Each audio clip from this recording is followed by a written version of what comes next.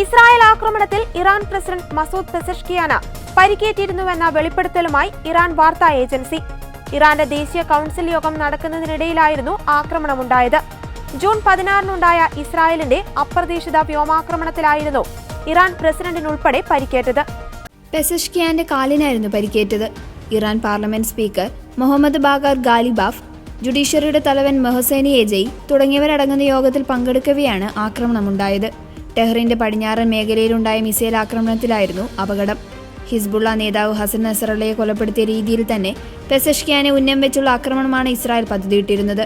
പെസഷ്കിയാനുണ്ടായിരുന്ന കെട്ടിടത്തിലെ വായുസഞ്ചാരം പൂർണ്ണമായും തടഞ്ഞ ശേഷം വിഷപ്പുക ഉള്ളിലേക്ക് കടത്താനായിരുന്നു ഇസ്രായേലിന്റെ ശ്രമം. ഇതിനായി 6 മിസൈലുകളാണ് ഇസ്രായേൽ തൊടുത്തത്. എന്നാൽ കെട്ടിടത്തിൽ രഹസ്യപാതയുണ്ടായിരുന്നതിനാൽ ഇതുവഴി ഇവർ രക്ഷപ്പെടുകയായിരുന്നു. 2024 ഹിസ്ബുള്ള നേതാവ് ഹസൻ നസറള്ളയെ സമാനമായ തരത്തിൽ മിസൈലിൽ നിന്നുള്ള വിഷപ്പുക ശ്വസിപ്പിച്ചാണ് കൊലപ്പെടുത്തിയിരുന്നത്.